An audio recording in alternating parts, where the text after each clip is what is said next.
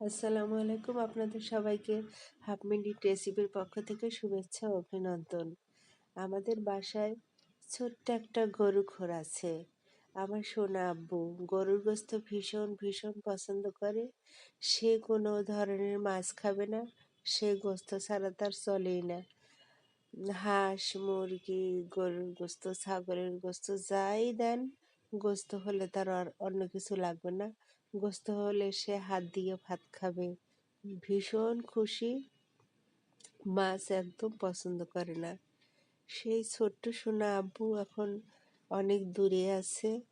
আজকে মূলত গরুর গোস্ত এনেছে আমার বাবলু সোনার জন্য। আমার বাবলু সোনা সে কোনো কিছুই খেতে চায় না, তাই মিমু ভাবলো আজকে গরুর গোস্ত কিনি। কিন্তু গরুর গোস্তের যে দাম, স্বর্ণের দামে কিনতে হলো।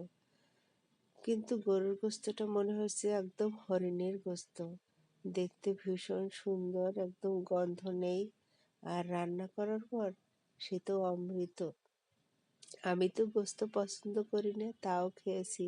এই শীতে গরুর গোস্ত খেতে ভীষণ ভীষণ মজা। আপনারা যদি গরুর মাংস পছন্দ করে থাকেন তাহলে জানাবেন। আর এই শীতে প্রচুর পরিমাণে হাঁস, মুরগি, গরুর গোস্ত যে কোনো খাবারই মজা। শীতে যত খাবার খাবেন ততই ভালো লাগবে।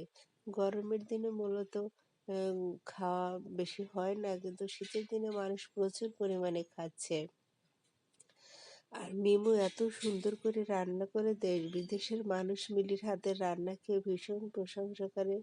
আর মিলু অনেক ভালো মানুষ, সে মানুষের দুঃখ কষ্টে পাশে দাঁড়ায়। সবাই মিলুর জন্য দোয়া করবে।